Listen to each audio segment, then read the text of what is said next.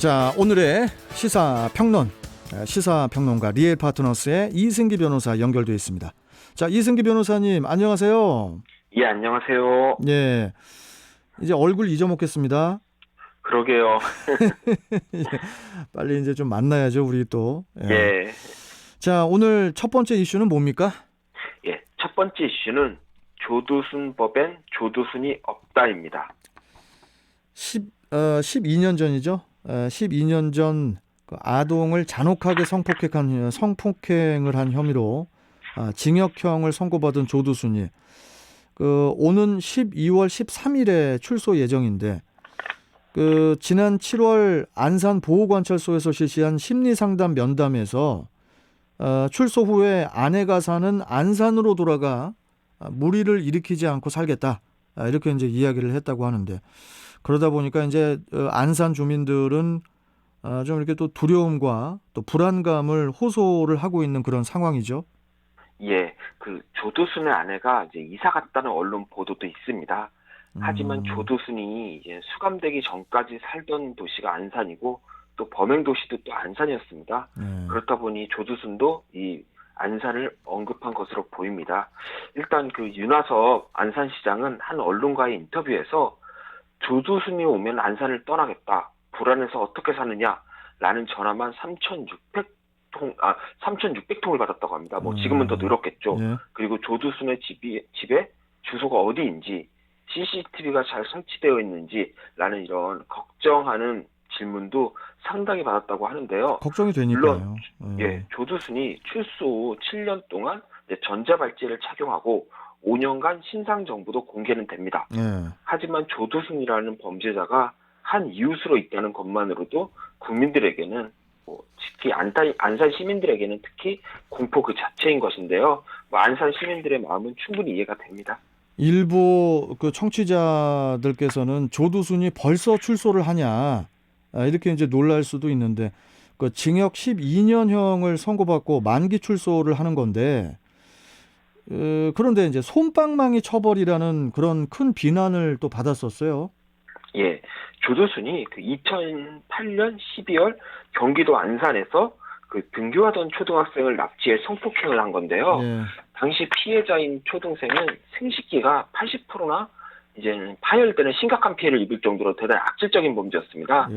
당시 검찰은 범행이 잔혹하고 또 전과가 18범이나 된다면서 무기징역형을 구형했는데, 법원이 고령의 나이에 알코올 중독에 의한 심신장애를 이유로 징역 12년을 선고한 것입니다. 당시 안산법원에서 열린 이 재판에 조두순이 출석해서 술을 마시고 다녔기 때문에 일어난 일이다, 술에서 깨고 나면 아무것도 기억나지 않는다는 이제 진술을 했는데요. 결국 술에 취했다는 이유로 이 파렴치한 강간범이 감형되는 희대의 판결이 나온 것입니다. 이를 주치감경이라고 하는데, 최근 이제는 제2의 조두순을 막고자 이제 주치 상태에서 발생한 범죄라 해도 형을 감경할 수 없도록 하는 이런 조두순 방지법이 발의되기도 했습니다. 지난 2019년에 조두순법이라고 해서 미성년자를 대상으로 성범죄를 저지른 사람한테 피해자를 포함한 특정인에게 접근 금지를 명할 수 있는 그런 법이 또 통과가 됐지 않습니까? 예, 당시 표창원 더불어민주당 의원이 대표 발의를 했는데요. 네. 해당 법안에서는 재범 위험성이 높은 이 미성년자 성범죄자에 대해서는 1:1 전담 보호 관찰을 할 수 있도록 규정했고요. 예. 심지어는 해당 범죄자들을 상대로 매년 재범 위험성을 심사해서 재범 위험이 아직 있다라고 판단이 되면은 전자발찌 부착 기간을 늘릴 수 있도록 그렇게 이 법안이 구성이 됐습니다. 조두순과 같은 아동 성범죄자의 재범 가능성을 어떻게 보면 또 크게 줄일 수도 있을 것 같기도 해요. 예, 그런데 문제는 이 조두순법이라고 부르고 있지만은 실제로는 조두순에게는 적용이 안 됩니다.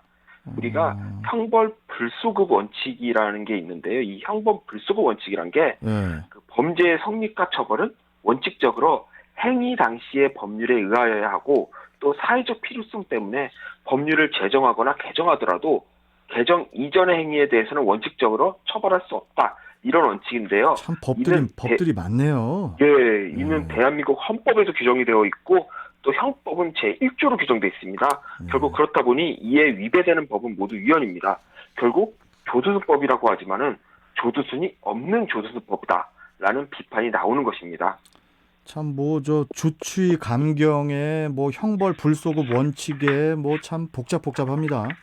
예, 뭐 그렇다 보니까 일단 법무부에서는 네. 조두순에 대해서 뭐 전담 보호관찰관을 지정해서 중점 관리하고 전자발찌 부착자 준수 사안으로 뭐 어린이 보호구역을 뭐 가지 못하게 하거나 야간 출입 제한을 하는 등의 내용을 추가할 계획으로 이런 식으로라도 시민들의 불안감을 해소하겠다 이런 입장을 일단 밝혔습니다. 자, 그런데 최근에 윤화섭 안산시장이 추미애 법무부 장관에게 공개 서한 형식으로 조두순이 출소하기 전에 보호수용법을 제정을 좀 해달라. 예? 이렇게 이제 요청을 하기도 했는데 법무부가 사실상 불가능하다는 그런 입장을 또 밝혔다고 해요. 예, 그 보호수용법은 그 흉악 범죄자가 출소한 후에 집으로 가지 않고 보호 수용 시설에 일정 기간 별도로 격리 조치되는 그런 내용입니다. 기존에 국회에 제출된 여러 법안들이 있었습니다. 하지만 아직 통과가 된 적은 없지만 하지만 그 법안들 모두도요. 그 조두순처럼 과거에 범죄를 저지른 사람에게 소급하여 적용하는 규정은 없습니다. 물론 국회에서 조두순에 대해서 적용하게끔 소급 적용 규정을 만들면 좋겠지만 우리 헌법재판소와 대법원은 이 보호 수용이나 보호 처분도 실질적으로 신체의 자유를 박탈하는 것이기 때문에 형벌 불소급의 원칙이 적용된다라고 그런 입장을 밝히고 있습니다. 결국 당장에 보호수용법이 국회에서 통과된다 해도 결국 이 법도 조두순에게는 또 적용되지 않는 것입니다. 일단 뭐 안산시에서도 이제 자체적으로 조두순이 머물 예정인 집 주변 64곳에 211대의 방범용 CCTV를 연말까지 설치를 하고 또 전자발찌 착용자를 관리하는 위치 추적 관제센터 그리고 또 안산시가 CCTV 영상 정보를 공유하는 그런 시스템도 이게 모두 다음 달까지 구축을 또 한다고 해요. 예, 그 출소 이후 사실 별다른 격리 조치가 안 되는 상황에서 조두순이 안산시로 그냥 들어오는 겁니다. 예. 국회 입법은 헌법상 이제 형법 불소급의 원칙에 따라 이제는 효력이 없는 상태이고요. 기존 법제도하에서 뭐 경찰과 지자체가 적극 협력을 할 수밖에 없는 상황인 건데요. 우리가 죄는 미워하되 사람을 미워하지 말라는 이야기는 합니다. 하지만 조두순이 자신의 죄값을 고작 12년으로 채웠다는 사실만으로도 아직 우리 사회가 조두순을 용서하기는 좀 이른 감이 있는데요.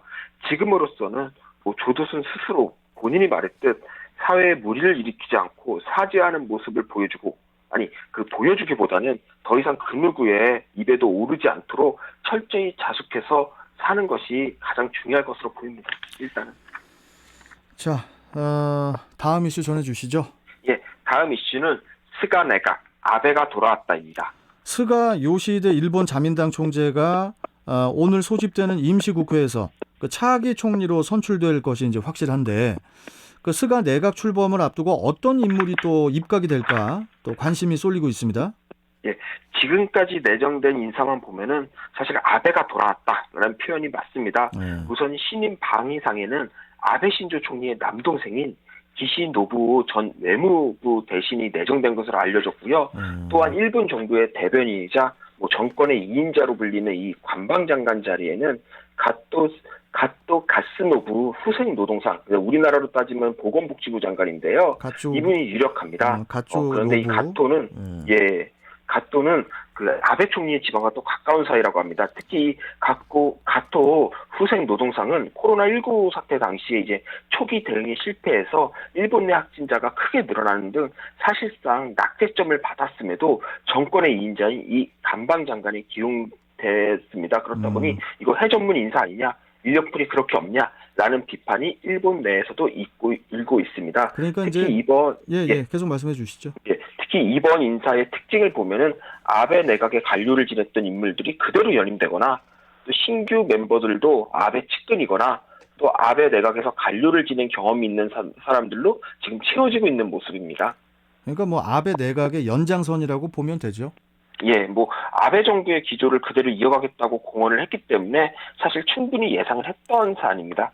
그 스가를 지지했던 그 자민당 내 5개 파벌 이 5개 파벌에 대해서도 이제 그 강요 자리가 안배가 또 되겠죠. 예, 또 그리고 스가 입장에서는 무파벌인 자신을 지지해 총리로 만들어준 이 파벌들의 요구를 무시할 수는 없을 것입니다. 그러겠죠. 특히 내년에 일본에서는 중의원 해산을 해서 다시 선거를 하는데요. 그때까지 남은 임기는 1년입니다. 따라서 중의원 선거에서 자민당을 승리로 이끌고 또 파벌들의 지지를 그대로 이어가야 한다는 그런 부담도 있습니다. 네. 사실 무파벌이라는 이력이 파벌에서 자유로운 것이 아닌 오히려 파벌의 눈치를 봐야 되는 또 아이러니한 상황이 연출되는 것이죠. 일단 저 이승기 변호사, 예, 저 스가 요시대에 대해서는 또 자주 또 우리가 또 이야기를 해야 될 것 같으니까 예, 맞습니다. 예, 오늘 말씀은 여기까지 듣도록 예. 하겠습니다. 자, 고맙습니다. 내일 뵙겠습니다. 예, 감사합니다. 네. 자, 지금까지 시사평론가 리엘 파트너스의 이승기 변호사와 함께했습니다.